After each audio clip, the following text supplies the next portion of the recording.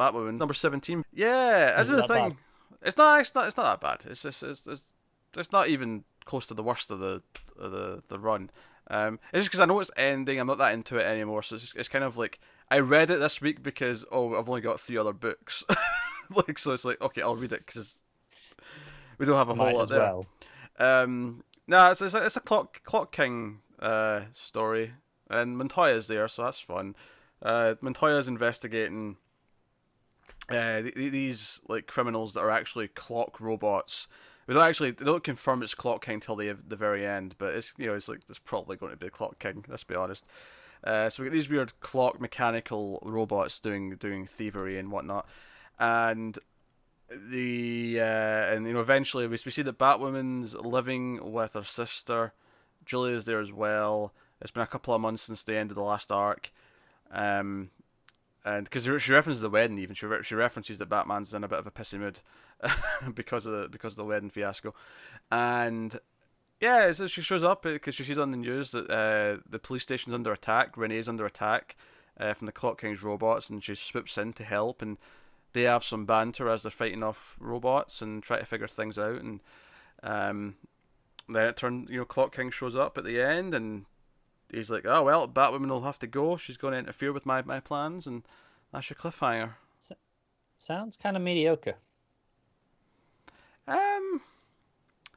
No, it doesn't sound bad. It just sounds like really, really standard.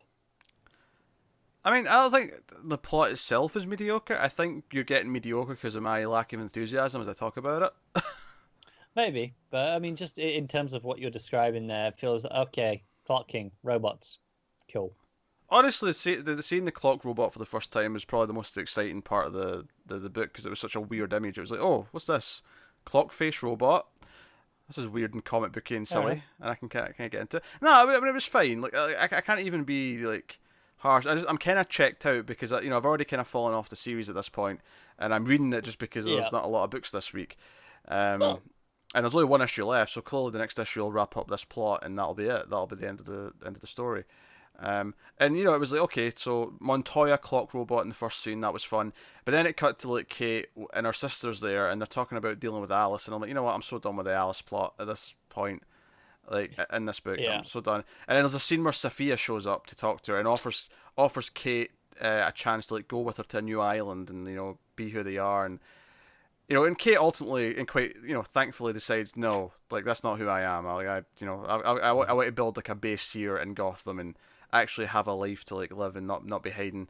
But that entire scene, I was just like, oh, Sophia, island bullshit. Like this series clung to that far too long that I was just annoyed to even like talk about it anymore. But it's not bad though. That's the problem with this book in a nutshell, though, isn't it? It had one idea, and that was it. And then it was like, right, okay, what now?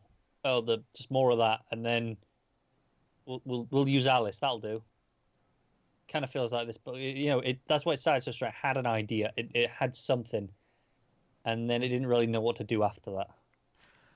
I think it's not so. I mean, I think it's fine if you have the one through line for your all 16, 18 issues of your book. I think the problem is that after the opening intrigue about it, all of the elements of the island stuff got really uninteresting.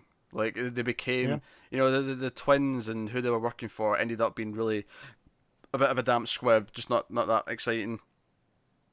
I mean, Tahani was a really fun villain for a while, but ultimately it felt like she was playing second fiddle after a while to Alice or to whoever. So no, it's okay. I mean, if I'm rating it, it's like a 6. It's a 6.5 maybe. That's fine. It's got some fun stuff. I like Montoya.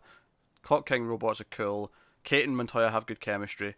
But yeah, it's a little bit too wordy in places. There's a couple of pages where there's just too much like narration from Batwoman. It's like, okay, I get it. She's monologuing internally.